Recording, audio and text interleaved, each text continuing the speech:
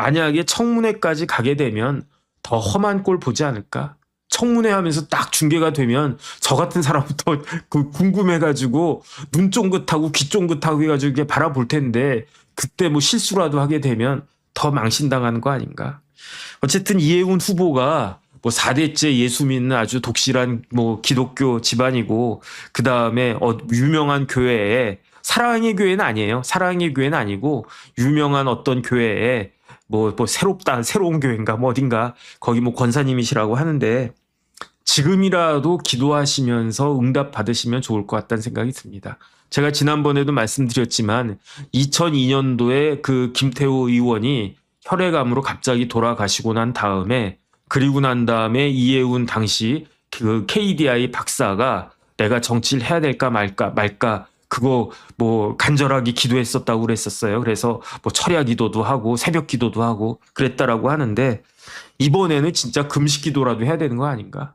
그래서 하나님이 말씀하시는 대로 이번에는 순종하셔야 되지 않을까? 저는 개인적으로 그런 생각이 듭니다. 네, 그 다음에 오늘은 어이구 벌써 또 이럴 줄 알았어. 그냥 시간이 또 막 지나갔네요. 근데 어쨌든 마두로 이야기를 간단하게 말씀드리고 오늘은 정리하도록 그렇게 하겠습니다. 1월 2일이었어요.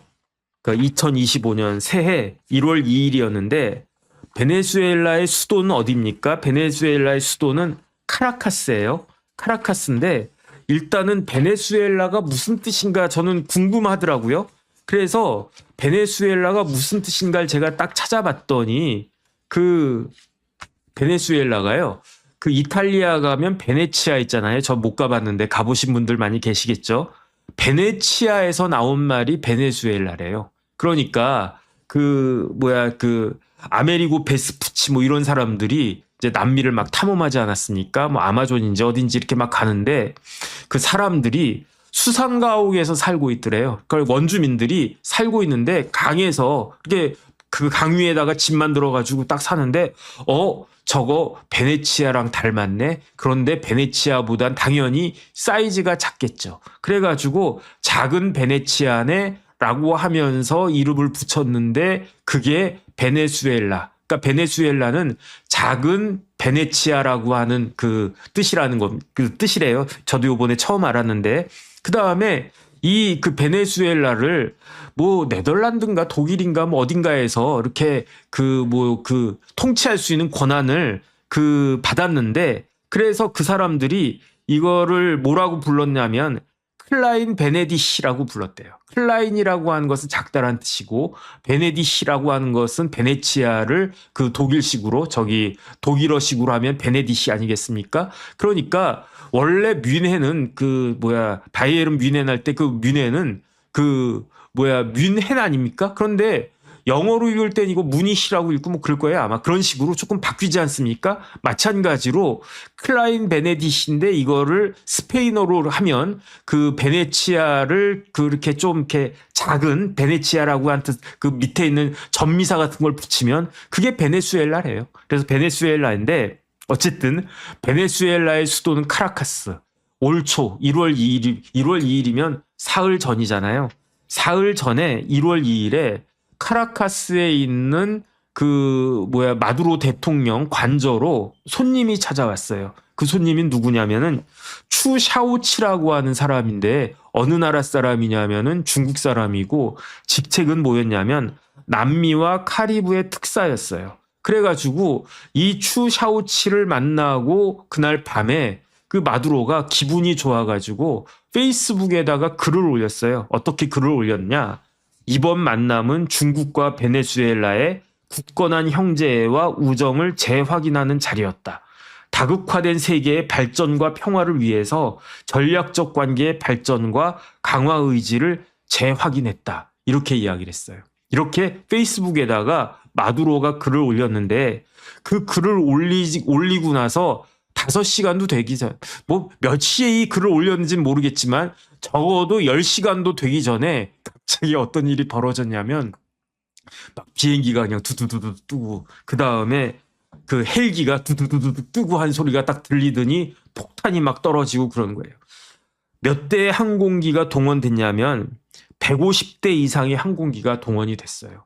그래가지고 그때가 몇 시였냐면 새벽 2시였어요. 새벽 2시면은 마두로가 자기 대통령 관저에서 아주 기분 좋게 잠들고 있을 때였어요. 왜냐하면 중국에서 귀한 손님이 왔네, 추샤오치 특사가 왔네, 그러면서 이야기가 잘 되고 막 악수도 하고 와인도 한 잔 딱 하고 그러면서 자고 있는데 갑자기 새벽에 두두두두 한 소리가 나더니 꽝꽝한 소리가 딱 나는 거야. 그래서 정신 딱 보니까 심각한 것 같아. 그러더니 갑자기 사람들이 막 들이닥치는데 이번에 한 40명 정도, 지금까지 확인된 그 사람만 40명 정도의 사람이 사망을 했는데 그 중에 상당수가 마두로 경호원들이었대요. 그러니까 그 마두로 침실 근처에는 뭐가 있냐면은 아주 두꺼운 철문 같은 그렇게 은신처가 있는데 그 문 열고 빨리 내가 숨어야 되겠다라고 그러고 있는데 갑자기 미국에 델타 포스가 들이닥쳐가지고 마두로하고 그 와이프하고 이렇게 체포해가지고 눈 가리고 그리고 난 다음에 압송돼가지고 지금 미국까지 가 있는 거 아니겠습니까? 그러니까 그 작전 개시 명령을 트럼프가 작전 개시 명령을 딱 사인한 게 22시 1월 1일이었을 거야. 1월 2일 22시 46분. 이때는 언제입니까? 다시 말씀드리지만 마두로와 추샤우치가 만난 지 몇 시간 안 됐을 때 트럼프가 드디어 사인을 딱 한 거예요. 밤 10시 46분에. 그래가지고 새벽 2시부터 작전이 개시가 됐는데 작전이 언제 끝났느냐? 4시 21분에 끝났어요.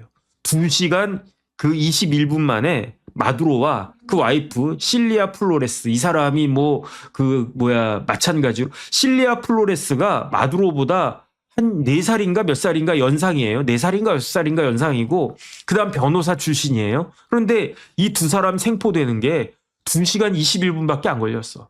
쉽게 말하면 윤석열 대통령이 계엄 때리고 해제합니다라고 할 때까지 걸린 시간보다도 더 짧은 시간밖에 안 걸렸어. 이런 일이 벌어진 겁니다. 그러면은 베네수엘라라고 하는 나라는 어떤 나라인가? 정확한 명칭은 뭐냐면 베네수엘라 볼리바르 공화국이에요. 남미는 어떤 나라입니까? 남미는 그 전체가 스페인의 식민지였잖아요. 포르투갈만 빼놓고는 다 스페인의 식민지였어요. 그러니까 제가 남미도 한 번도 못 가봤는데 제가 안 가본 데 되게 많거든요. 근데 남미도 못 가보고 그다음에 아프리카도 못 가보고 그랬었는데 근데 남미는 가보면은 아마 다 웬만하면은 스페인어로 다 통할 거고 그다음에 남미를 해방시킨 사람이 누구냐면 볼리바르잖아요. 그런데 볼리바르가 남미를 이만큼 다 해방을 시켰는데 해방된 지역이 쪼개져가지고 지금의 남미가 되지 않았습니까?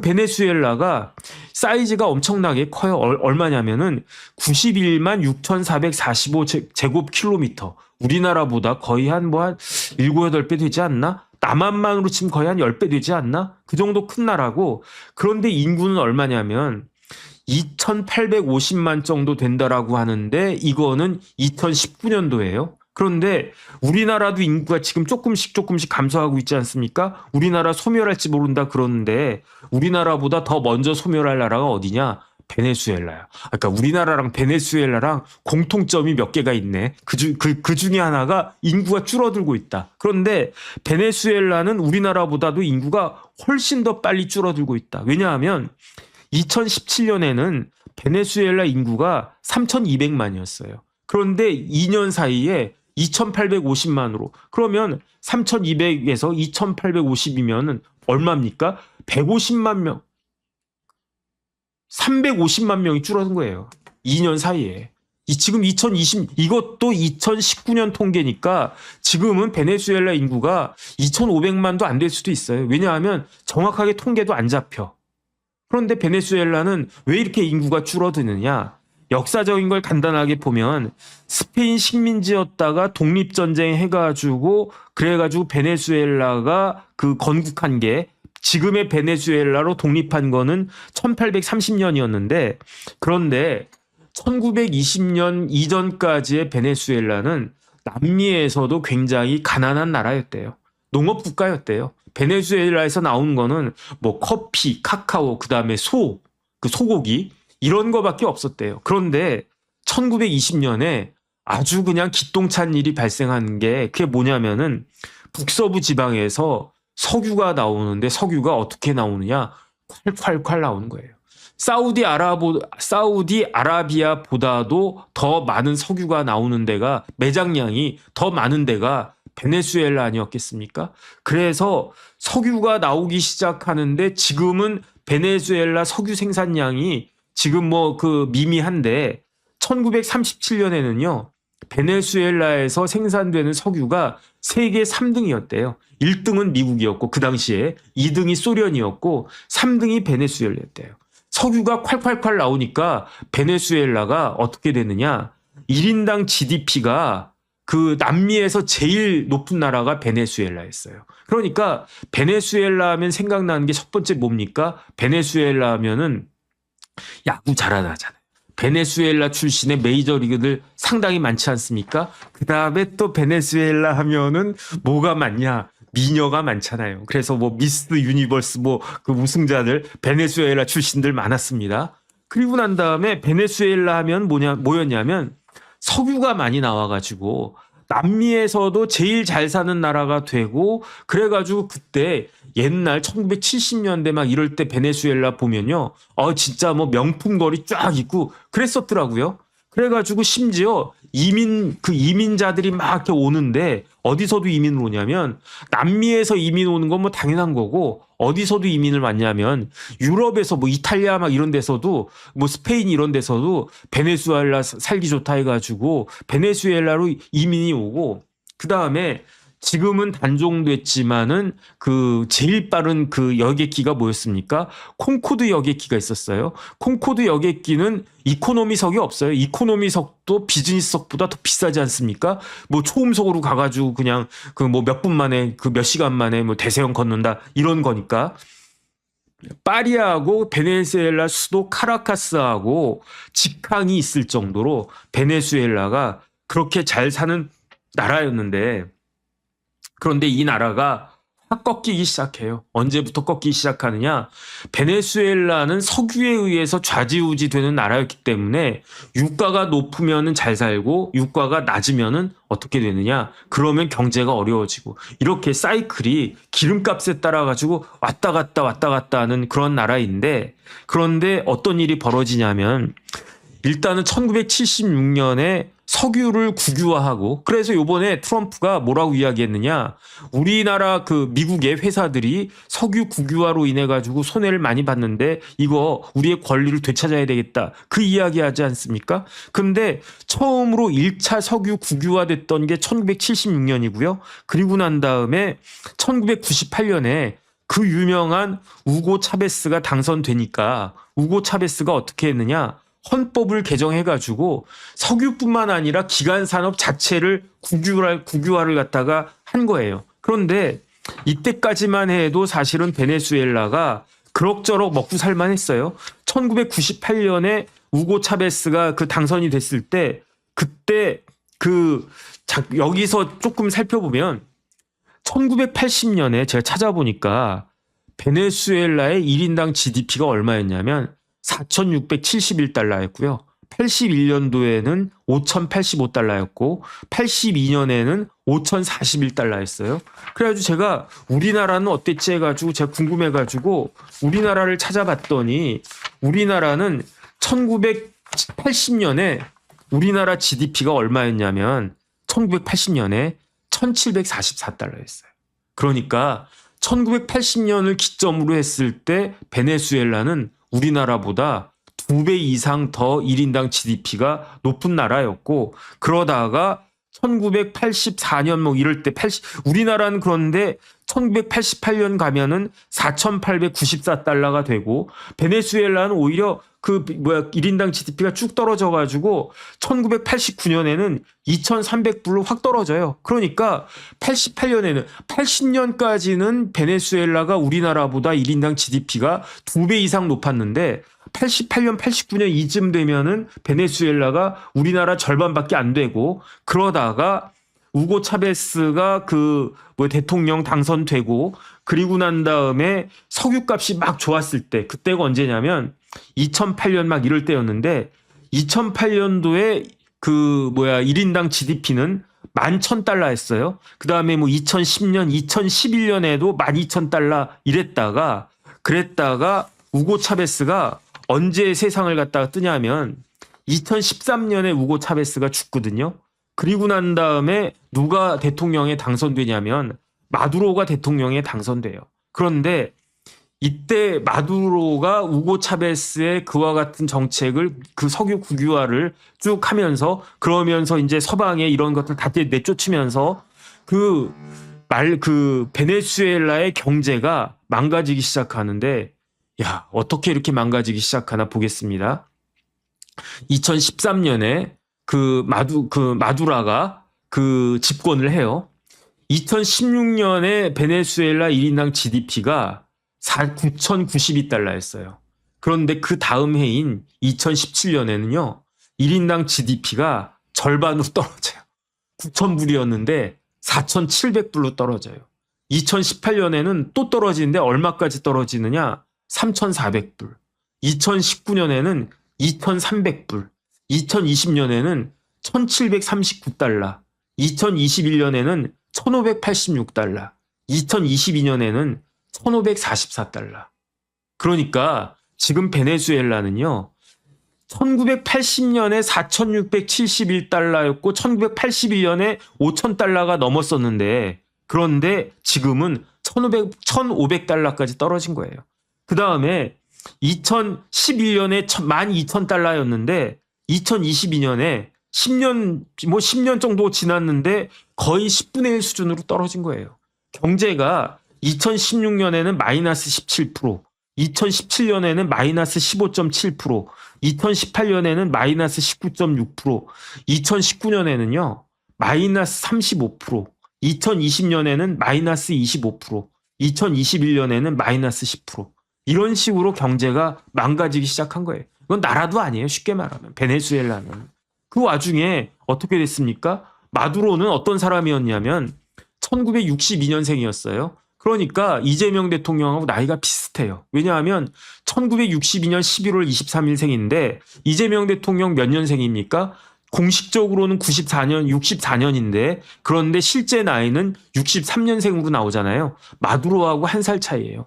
또 뭐가 비슷하냐면은 마두로는 중학교밖에 졸업하지 않은 버스 기사 출신이에요. 그런데 이재명 대통령도 초등학교만 졸업하고 중학교, 고등학교 다 검정고시 출신인 소년공 출신이라고 그랬잖아요. 이것도 비슷하고 그리고 난 다음에 그 마두로는 1998년에 차베스의 제5공화국 운동에 참여해가지고 차베스 눈에 들어가지고 그때부터 벼락출세해가지고 2005년도면 43살인데 그때 이미 국회의장하고요. 2006년도에 외교부 장관하고요. 2012년이면은 차베스가 암인지 아주 중병에 걸려가지고 오늘 내일 할 때였거든요. 그래도 어쨌든 차베스가 대통령 또 당선됐어요. 그랬을 때 부통령을 세웠는데 그 부통령이 누구였느냐? 그게 마두로였어요. 그래서 2013년에 차베스가 세상을 떠나니까 대통령을 이어받아가지고 마두로가 2013년부터 2026년 올 초까지 뭐 정확히는 2025년까지라고 합시다. 이렇게 그 대통령을 했는데 그 사이에 어떻게 됐다? 망했다.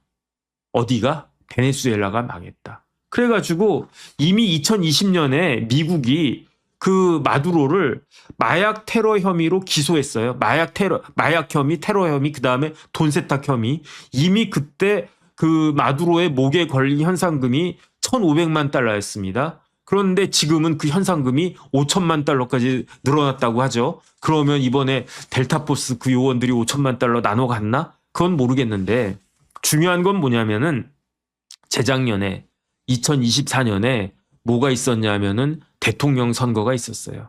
우리나라는 2024년에 총선이 있었지만 마두로는 그 베네수엘라는 2024년에 그 대통령 선거가 있었는데 이때 누가 대통령으로 당선되느냐?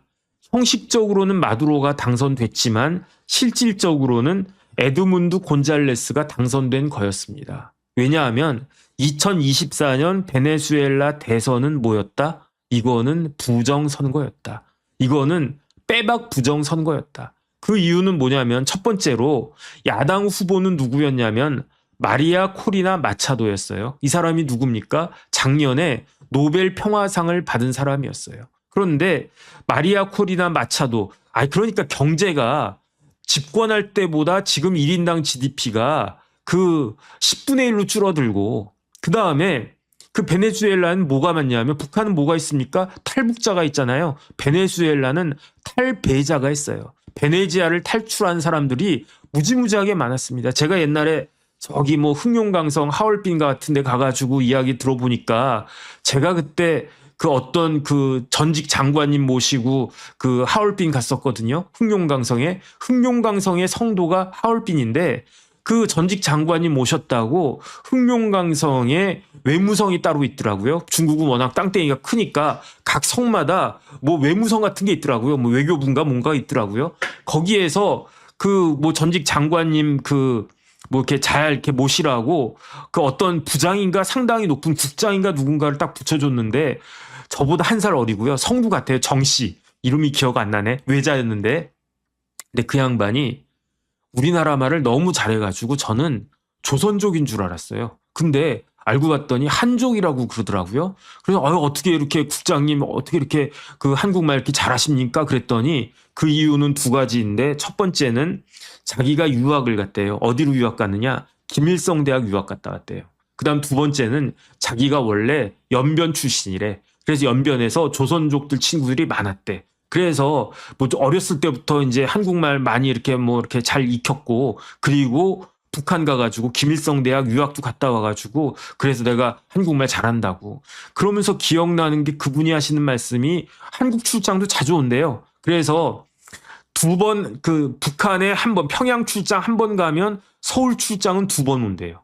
그러니까 북한 출장 한 번 가면 남한 출장은 두 번 온다고. 아직도 기억나는데, 그런데 그분이 한 이야기가 뭐냐면은, 변호사님, 우리 어렸을 때는요, 그 지금은 사실은 연변에 있는 사람들이 한국 사람들 깍쟁이고 이렇게 그렇다 이렇게 욕은 해도, 그래도 또 그 연변에 있는 조선족들은 남한에 그 친지가 있으면 그게 자랑이다라고 그분이 이야기했어요. 제 이야기가 아닙니다. 그랬는데 그 정국장이 한 이야기가 뭐냐면은, 저한테 한 이야기가 제가 아주 인상이 깊었는데, 근데요, 제가 어렸을 때는 저보다 한 살 어리니까 68년생입니다. 그러니까 뭐 70년대, 뭐 80년대 초 막 이럴 때에는, 70년대에는 쉽게 말하면 북한에 친척이 있으면은 연변 조선족들이 목에 힘주고 살았대. 그 다음에 70년대 이럴 때는요, 지금 탈북자가 있는 게 아니라 입북자들이 상당히 많았대요. 왜냐하면 중국보다 연변보다 북한이 살기 좋다고 해가지고. 근데 지금 어떻습니까? 탈북자들 그 북한에서 넘어오시는 분들 많잖아요. 마찬가지로 제가 조금 전에 말씀드렸잖아요. 70년대 막 이럴 때에는 어땠다고요? 뭐 옆에 있는 뭐 브라질, 뭐 가이아나, 뭐 콜롬비아 이런 데에서 베네수엘라로 넘어오는 거는 뭐 말할 것도 없고, 멀리 뭐 스페인, 유럽, 뭐 저기 뭐 스페인, 이탈리아, 뭐 포르투갈은 포르투갈을 쓰니까 좀 다른가? 그런 데에서도, 유럽에서도 이민을 많이 왔던 나라가 베네수엘라였는데, 근데 지금은 베네수엘라가 어떻다? 베네수엘라 국민들이 못 살겠다 해가지고 지금 베네수엘라를 떠난다는 이야기예요. 그러니까 인구가 1년에 몇백만 명씩 줄어들어가지고 옛날에 3천 몇백만이었던 인구가 지금은 뭐 공식적으로 뭐 2,800 몇십만까지 제가 찾았는데, 그 이후에 얼마나 더 줄어들었는지 베네수엘라 자체적으로도 통계가 안 나온다는 이야기죠. 이러한 상황인데, 이 나라가 나라 같지도 않은 그러한 상황인데 그 대통령이 될 수가 있겠습니까? 마두로가. 그런데 2024년에 대통령 선거가 있었어요. 그런데 야당 후보는 여성인 마리아 코리나 마차도였는데, 어떻게 했느냐? 베네수엘라 대법관 그 마두로가 확 늘렸다가 뭐 줄였다가 막 그랬다고 그랬었어요. 어쨌든 그 베네수엘라 대법원이 마리아 코리나 마차도의 피선거권을 대선 직전에 박탈해버렸어요. 그래가지고 그 마차도에게 대항하는 그 후보가 누가 됐느냐? 그 야당 후보가 된 게 아니고 무소속 후보가 됐어요. 그것도 75세가 되는 나이가 지긋한 에드문트 곤잘레스라고 하는 사람이 무소속 후보로 딱 나왔는데, 그런데 출구조사를 했단 말이에요. 대통령 선거가 있었고 거기에 대해서 출구조사를 딱 했었는데 베네수엘라는요, 출구조사가 위법이래요.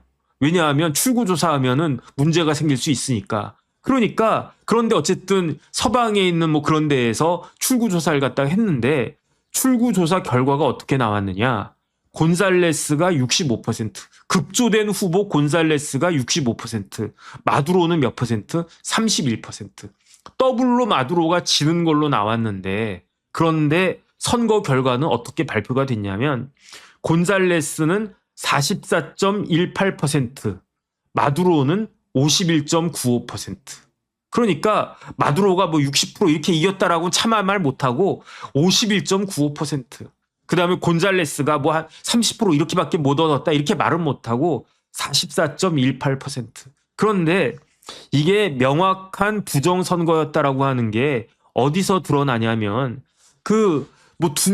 이때 출마한 사람이 곤살레스하고 마두로 둘밖에 없었으면 모르겠는데 군소 후보들이 여러 명 있었단 말이에요. 그런데 그 군소 후보들이 그 득표율이 똑같아.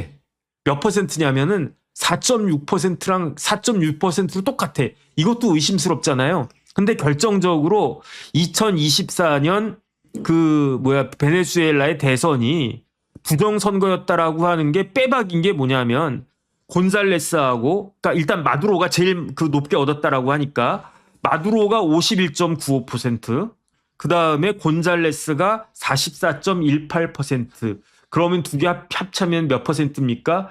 96.13%인데 군소 후보들 합계가 4.6%로 동일하다고 그랬어요. 그러면 한 명만 나왔다고 해도 96.13에다가 4.6 더하면 어떻게 됩니까?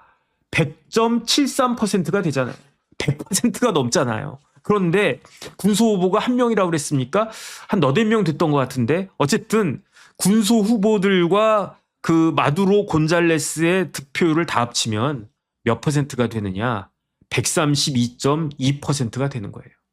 그러니까 투표는 100명이 했는데 그러니까 사람은 유권자는 100명인데 표는 132표가 나온 거예요. 이거는 누가 봐도 이거는 부정선거 아니겠습니까? 그러니까 서방에서는 어떻게 선거 결과를 산정하느냐.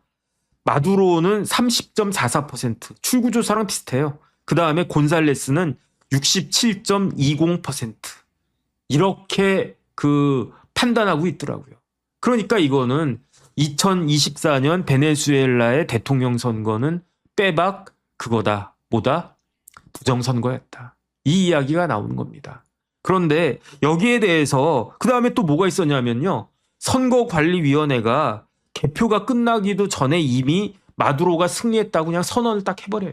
하나만한 선거였다. 그러니까 숫자는 숫자에 불과한 것이다. 숫자는 아무런 의미가 없다. 개표가 끝나기 전에 이미 마두로가 승리했다라고 선언을 해버리고 그 다음에 득표율 합계를 다 해봤더니 산수도 제대로 못하나? 132.2%. 아유, 이럴 거면은 30%. 근데 좀 어렵긴 어려웠을 것 같아요. 왜냐하면 워낙 출구조사 결과가 더블 차이가 나니까. 그러니까 지금 그래서 베네수엘라 국민들은 뭐 마두로를 지지하든 않든 어쨌든 부정선거가 있었다라고 하는 거는 그거는 뭐 당연히 그냥 다 인정을 한다 이렇게 이야기를 하는 것 같고, 그 다음에 중요한 건 뭐냐면 이러니까 뭐 미국을 비롯해가지고 서방 세계에서는 이거 부정선거다 이게 말이 되느냐 이렇게 비난을 쭉 했는데 중국에서는요 이거는 인정해줘야 된다 이렇게 이야기하지 않았습니까? 그 다음에 중국에서 어떻게 했느냐 엊그저께 1월 2일 날 엊그저께 글피죠. 1월 3일 1월 2일 날 또 특사까지 보내가지고 왜냐하면 마두로 입장에서는요 불안했을 거거든요. 왜 불안했습니까? 이미 2025년 말부터 베네수엘라에 대해서 이것저것 이제 미국이 공격할 조짐들이 많았었단 말이죠. 그러니까 많이 불안했을 수도 있는데 그런데 중국이 와가지고 좋은 이야기를 하니까 얼마나 기뻤으면 대통령이 직접 그 페이스북에다가 아이고 뭐 어쩌고 저쩌고 그 뭐 중국과 베트남 그 베트남이 아니라 베네수엘라의 베트남 죄송합니다. 베트남보다 베네수엘라가 훨씬 못한 나라지 지금. 중국과 베네수엘라의 굳건한 형제와 우정을 재확인한 자리였다. 중국이 나를 지켜줄 것이다. 이런 생각했던 거 아닌가? 근데 그 글을 올리자마자 진짜 10시간도 안 돼가지고 초라하게 잡혀가지고 와이프하고 같이 지금 미국의 구치소에 갇혀있는 그러한 상황이 되는 겁니다. 그런데 여기서 웃긴 건 뭐냐면 제가 조금 전에 우리나라랑 그 베네수엘라에 그 비슷한 점이 있다고 그랬잖아요. 첫 번째, 인구가 줄어들고 있어요, 인구가. 그 다음에 더 중요한 건 뭐냐면은 이재명 정부의 공식 명칭이 뭡니까? 뭐 예를 들어서 뭐 참여정부도 있었고 그 다음에 DJ 때는 무슨 정부였지? 그 다음에 뭐 문재인 대통령 때 무슨 정부였지? 뭐 어쨌든 지금 정부는 무슨 정부냐면 국민 주권 정부예요. 뭐 좋은 말이죠. 국민이 주권을 행사하는 그런 정부다. 그런데 이 국민 주권 정부는 이재명 대통령한테 저작권이 있는 게 아니에요. 국민 주권 정부라고 하는 명칭을 쓴 나라가 있으니 그 나라가 어디다? 여러분들이 짐작하시는 대로 그 나라가 베네수엘라인 겁니다.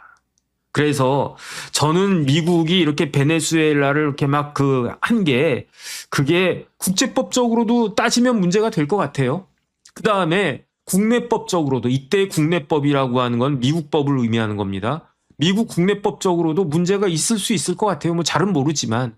하지만 중요한 건 뭐냐면은 그 많은 베네수엘라 국민들이 이렇게 생각을 한대요. 마두로가 우리 대통령이었냐? 마두로가 대통령 자리를 훔친 거 아니냐? 그런데 그 우리나라 대통령 자리를 훔친 사람을 미국이 잡아간 거다. 이렇게 생각하는 그 베네수엘라 국민들도 많지 않는가. 저는 그런 생각이 듭니다. 그 다음에 제가 쭉 보니까 미국이 뭐라고 선언을 갖다가 했냐면은 그 베네수엘라를 계속적으로 미국에서 통치할 것이다. 그 이야기를 갖다가 하더라고요. 뭐라고 이야기하냐면 안전하고 적절한 과도기가 마련될 때까지 미국이 베네수엘라를 운영할 것이다. 그러면 뭐가 생각나냐면 1945년부터 48년까지 사이에 우리나라를 누가 통치했습니까? 미국의 군정이 지배했었잖아요. 그것과 비슷한 그 정부가 그 군정이 베네수엘라에서 이루어질 건가? 뭐 베네수엘라 사람들 입장에서는 자존심 상할 수도 있겠지만 그래도 대부분의 베네수엘라 사람들은 좋아할 것 같아요. 왜 좋아하겠습니까? 아니 10,000불 넘게 국민소득 그 다음에 세계에서 석유 매장량이 제일 많은 나라인데 북한보다도 못 사는 북한과 비슷한 그런 나라로 살고 있는 게 말이 되겠습니까? 오죽하면은 베네수엘라 국민들이 몇백만 명씩이나 그냥 다른 나라 그래가지고 베네수엘라 근처에 있는 나라들이 골치를 썩는데요. 베네수엘라 사람들 때문에. 뭐 돈이 좀 있거나 뭐 이렇게 그런 사람들은 미국까지 갈 거고 미국까지 가려면 카리브해를 건너야 되니까 그거 쉽지 않지 않습니까? 그럼 갈 수 있는 데가 어디겠습니까? 뭐 수리남, 뭐 브라질, 뭐 콜롬비아 뭐 이런 데 가는 거 아니었겠습니까? 그럼 베네수엘라에서 넘어온 탈배자들 때문에 옆에 있는 나라들이 골치를 갖다가 썩을 정도로 지금 베네수엘라 상황이 이런데 그런데 미국이 운영을 갖다 해주면 더군다나 베네수엘라는요. 석유가 엄청나게 많이 매장이 되어 있지만 베네수엘라 석유 자체는 그렇게 품질이 좋지가 않대요. 품질이 좋지가 않아가지고 뭐가 필요하냐? 정유가 필요한데 잘 만드는 정유가 필요한데 베네수엘라는 그 유전을 개발할 기술도 없고 자본도 없고 그렇기 때문에 어쨌든 미국이든 뭐 아니면 영국이든 그러한 석유 회사가 와서 베네수엘라를 개발하는 게 오히려 베네수엘라 사람들한테도 더 나을 것이다. 일단 그런 이야기들이 많이 있는 것 같습니다. 그 다음에 제일 중요한 건 뭐냐면 뭐 트럼프가 뭐 마약 뭐 빌미로 삼아가지고 그 마두로를 잡아갔지만 이거는 뭐 저 같은 사람 눈에도 마약보다는 석유인 것 같고요. 석유보다는 중국인 것 같아요. 미국은 중국을 더 이상 용납할 수 있을 정도로 그렇게 제너러스하지가 않은 것 같거든요. 왜냐하면 미국이라고 한 나라는 자신들의 패권에 도전하는 나라는 가만두지 않는단 말이죠. 그래가지고 어땠습니까? 제일 먼저 나가 떨어진 게 뭐 독일 아니었나? 그 다음에 뭐 일본도 그랬고, 그 다음에 소련이었고, 그 다음에 일본이었고, 뭐 그 다음에 이제는 이제 중국 차례인데 중국과 관련해서 미중 간에 아주 그냥 치열한 그러한 패권 경쟁이 지금 2026년, 그 다음에 2020년대 후반에 있어서 굉장히 치열한 각축전이 될 건데 이럴 때 우리나라는 어떻게 해야 되겠습니까? 뭐 우리나라가 힘이 있으면 좋겠는데 그만한 힘이 없으니까 줄이라도 잘 서야 되지 않을까 저는 걱정이 됩니다. 네. 그래서 오늘도 잘 들어주셔서 감사드리고요. 저는 내일도 인사를 드리는데 내일도 제가 점심 때 뭐 이런저런 또 다른 일정이 있어서 내일도 한 3시쯤? 내일이 화요일이죠. 내일도 3시쯤에 인사드리는 걸로 저는 일단 그렇게 생각하고 있습니다. 네. 오늘도 잘 들어주셔서 감사드립니다. 네. 고맙습니다.